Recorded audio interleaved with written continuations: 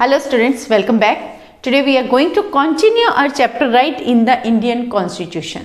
आज के लेक्चर में हम बात करेंगे फंडामेंटल राइट्स की। उनमें से one fundamental right that is right to equality. और ये जो right to equality fundamental right है हमारा, ये कॉन्स्टिट्यूशन में किन आर्टिकल्स के अंडर दिया गया है? Under the article 14 to 18। This can come as an 1 mark question कि आर्टिकल 14 to 18 के बीच में किसको डिस्कस किया गया है regarding the right to equality. वैसे जो आर्टिकल्स हैं ये mainly that they are useful for the competitive exams, क्योंकि अगर आपने सोचा कि in future you have to sit in competitive exams तो इन चीज़ों को जो है ध्यान में रखना बहुत ज़रूरी है कि कौन सा आर्टिकल किस किस आर्टिकल में मेंशन कौन सा राइट किस आर्टिकल में मेंशन किया गया है, राइट। अब before starting the right to equality कि ये है क्या, किसे कहते हैं, किस आधार पर हम इक्वालिटी को एस्टेब्लिश करते हैं, we are just going to discuss the 2 stories which are given in NCERT book. उसमें 2 स्टोरीज आपके इसमें बताई गई हैं। सबसे पहली जो स्टोरी है दैट इज ऑफ द स्वदेश कुमार। अब स्वदेश कुमार क्या है? अपने गांव आता है अपने दोस्त के साथ।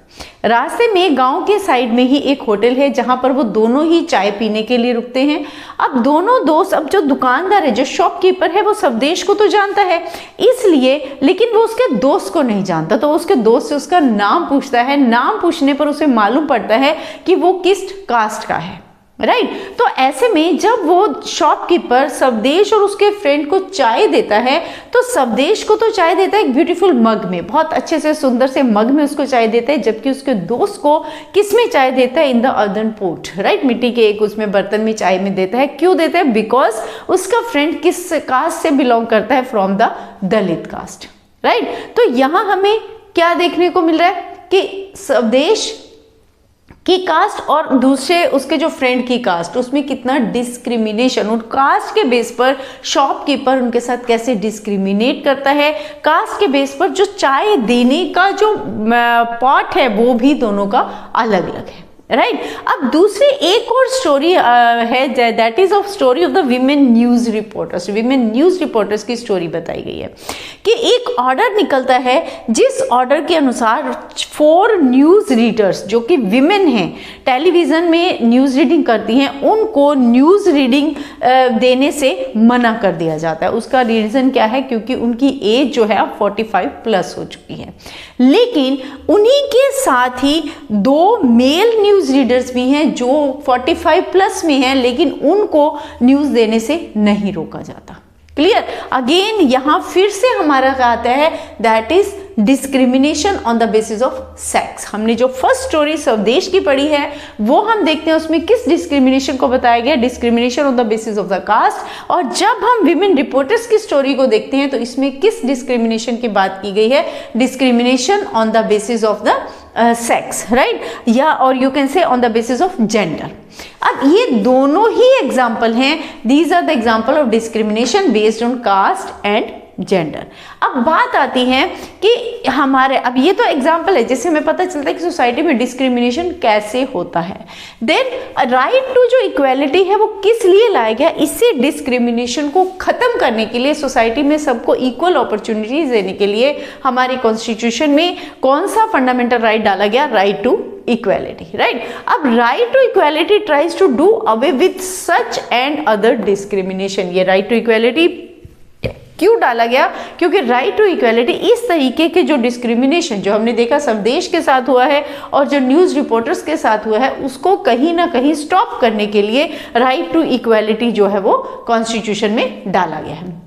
अब राइट टू इक्वालिटी क्या कहता है? What is right to equality? ये आपका अपना अलग से बहुत इंपॉर्टेंट क्वेश्चन है कि what is right to equality, right. तो राइट टू इक्वालिटी क्या है? सबसे पहले राइट टू इक्वालिटी क्या कहता है? It provides for equal access, सभी को इक्वल एक्सेस, सभी के पास इक्वल अपॉर्चुनिटीज हैं। किस चीज की? Access to public places like shops, hotel, places of entertainment, bathing ghat and places of worship, यानी इनमें से कोई भी प्लेस है तो इन सभी प्लेसेस पर हर व्यक्ति को जाने का राइट है। उनको उनके धर्म के आधार पर, उनकी जाति के आधार पर, उनकी रेस के आधार पर किसी भी तरीके से उनको यहाँ जाने से नहीं रोका जा सकता। सबको इक्वल एक्सेस है to go on these places, right. दूसरा है इसमें क्या कहता है, अब ये जो पार्ट है, this point is given under article 14।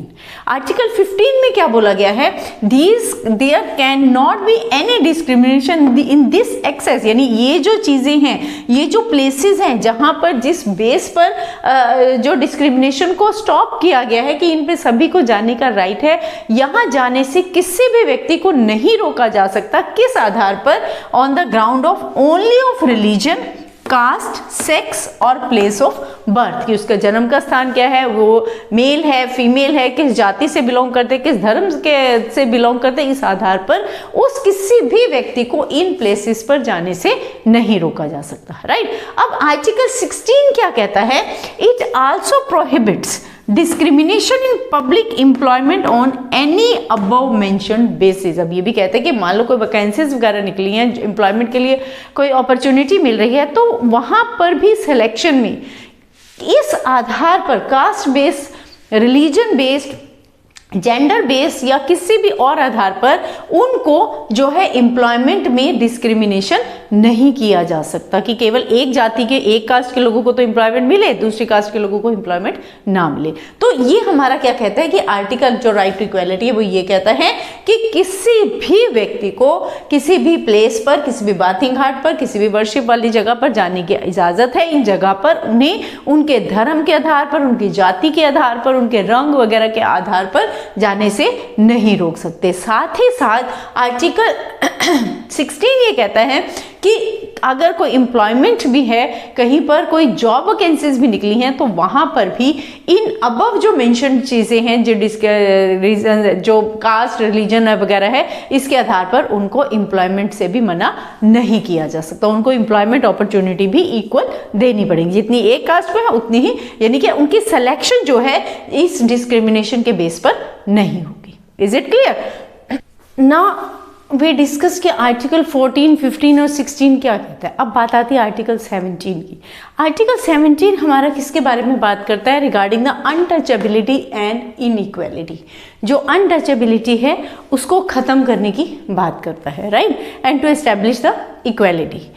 Untouchability is one of the crudest manifestation of inequality. सबसे क्रूडेस्ट मैनिफेस्टेशन अगर कोई है तो वो कौन सी है, that is untouchability. This has been abolish under the right to equality. Right to equality के अंडर इसको क्या किया गया, समाप्त किया गया, एबॉलिश किया गया, राइट।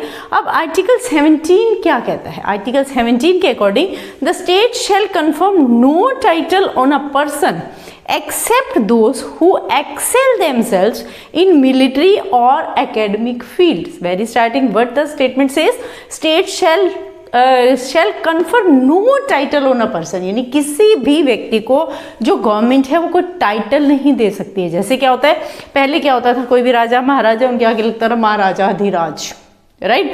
तो इसमें क्या हो जाता था कि वो उसकी जो सोसाइटी में एक स्टेटस है, एक पावर है, वो क्या आती थी कि he is from the upper higher class, ठीक है, और बाकी लोग क्या लगते थे, फ्रॉम द लोअर, यानी उसके पास पावर ज्यादा है, बाकियों के पास पावर कम है।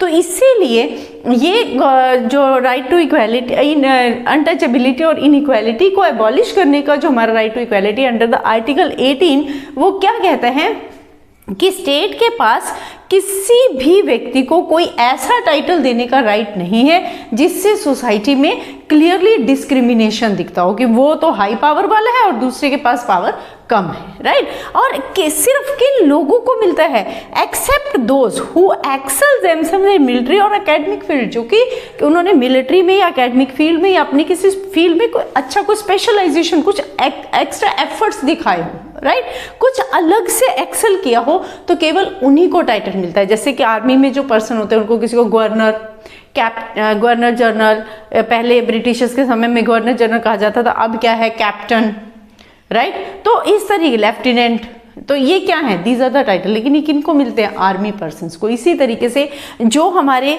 रिवार्ड्स हैं, जैसे भारत रत्न रिवार्ड है, वो भी किसको मिलता है? सब लोगों को नहीं मिलता, सिर्फ उन लोगों को मिलता है those who are excel in their field, right. तो इस तरीके से सिर्फ एक्सेल परफॉर्मेंस दिखाने पर उन लोगों को टाइटल दिया जा सकता है, अदरवाइज किसी भी व्यक्ति को स्टेट जो है, गवर्नमेंट जो है, वो किसी तरह का टाइटल नहीं दे सकती।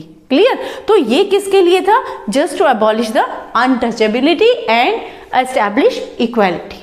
क्लियर? तो ये क्या कहता है? So on the basis of this we can say that right to equality strives to make a true democracy. इसीलिए राइट टू इक्वालिटी एक तरीके से क्या बनाता है? ट्रू डेमोक्रेसी, जिसमें सभी लोग क्या हैं? All are equal, all are having the equal facilities, right.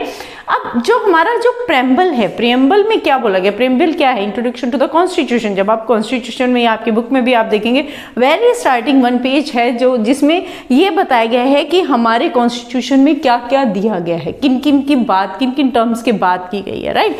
तो सॉरी, वो जो प्रेम्बल है that is introduction to our constitution, वो प्रेम्बल में दो चीजें मेंशन की गई हैं। Preamble mention two thing about the equality. सबसे पहला इक्वालिटी ऑफ स्टेटस, यानी स्टेट लेवल सबका एक होगा, कोई अमीर या कोई गरीब, कोई रिच या पुअर, इस तरीके से कोई किसी भी तरीके से डिस्क्रिमिनेशन नहीं होगा, जिससे कि ये पता चले कि ये व्यक्ति तो अमीर है और ये व्यक्ति गरीब है। अमीरी और गरीबी के आधार पर उनके साथ किसी भी तरीके का डिस्क्रिमिनेशन नहीं होगा। जैसे वोट देने का राइट है, चाहे अमीर है चाहे गरीब है, they have the equal opportunity, right. तो दूसरा क्या है? इक्वालिटी ऑफ अपॉर्चुनिटी, सबको इक्वल अपॉर्चुनिटी भी मिलनी चाहिए। किसी, जैसे हमने पीछे अभी बात की कि कहीं कोई एम्प्लॉयमेंट है, तो एम्प्लॉयमेंट में कास्ट बेस्ड कोई डिस्क्रिमिनेशन नहीं होगा, everyone have the equal opportunity. जिसमें एलिजिबिलिटी है, जिसमें कैपेबिलिटी है, they will get the opportunity. Clear? तो ये दो, equality of status and equality of opportunity की बात जो है हमारे प्रेम्बल में की गई है। अब बात ये आती है, हमने पीछे बात की थी कि कई जगह आपने वैसे भी पढ़ा होगा पिछली क्लासेस में भी रिगार्डिंग द रिजर्वेशन, कि जब हम एक तरफ तो बात करें कि राइट टू इक्वालिटी है, तो फिर रिजर्वेशन किस लिए?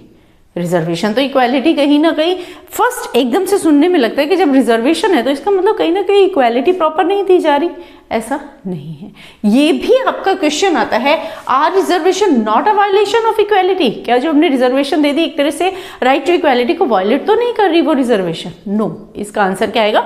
No, it's not violating the right to equality. वो कैसे, किस तरीके से? अब मान लीजिए आपकी स्कूल में कोई कंपटीशन है, ठीक है। अब कंपटीशन में एक बच्चा है जो 10th स्टैंडर्ड का है और एक बच्चा जो 1st स्टैंडर्ड का है, तो 1st स्टैंडर्ड को 10th के साथ रेस लगवा दी जाए तो इज इट फाइन? नहीं।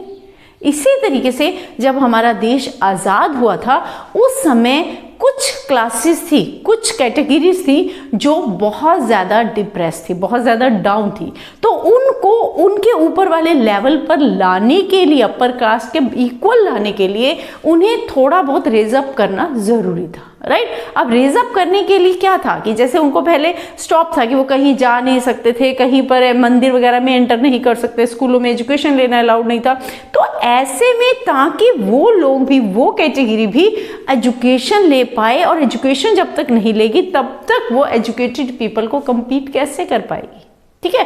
तो सिर्फ उनको उस लेवल तक लाने के लिए क्या रखी गई? रिजर्वेशन, ताकि अब जैसे वो 1st का बच्चा जब तक 10th में नहीं आ जाएगा वो 10th का मुकाबला कैसे कर पाएगा? क्लियर? ऐसे ही इन लोगों को जो ऑलरेडी सप्रेस्ड क्लासेस थी उनको अपर क्लासेस के बराबर जो ऑलरेडी डेवलप हो चुके थे उनकी इक्वालिटी पर लाने के लिए क्या हमारे कॉन्स्टिट्यूशन में क्या डाला गया? Reservation for those categories only, right. तो इसलिए हम कहते हैं, इसलिए गवर्नमेंट क्या करती है? Government can implement special schemes and measures for improving the condition of certain sections, कुछ पर्टिकुलर सेक्शंस की इंप्रूवमेंट के लिए। किन सेक्शंस? जैसे चिल्ड्रन है, विमेन है, and the socially and educationally backward classes. जैसे अभी हमें पता है विमेन रिजर्वेशन इज देयर, क्यों? क्योंकि सदियों से विमेन्स को कभी भी पावरफुल नहीं होने दिया, उनको पावर में नहीं आने दिया जाता, तो उनको भी मेन के इक्वल लाने के लिए क्या किया गया? रिजर्वेशन। क्लियर? तो reservation is required for the fulfilment of the right to equality of opportunity. सिर्फ रिजर्वेशन किस लिए की गई? ताकि ये जो सप्रेस्ड कैटेगरीज हैं, जो सप्रेस्ड क्लासेस हैं, जो पिछड़ चुकी हैं, इनको भी इक्वल अपॉर्चुनिटी मिले। ये लोग भी जिनके पास ऑलरेडी फैसिलिटीज है उनके इक्वलिटी में, उनके बराबर ये compete कर पाए। क्लियर, इसलिए जो है ये रिजर्वेशन दी गई, इसलिए हम कहेंगे so that is why we can say कि जो रिजर्वेशन है it is not the violation of equality. Clear, so in fact article 16 का जो 4th सेक्शन है ऑफ constitution explicitly classifies that a policy like reservation will not be seen as a violation of right to equality है। फिर से आपका 1 mark question है कि किस आर्टिकल में, किस सेक्शन में ये बोला गया है कि जो रिजर्वेशन है वो राइट टू इक्वालिटी का वायलेशन नहीं है।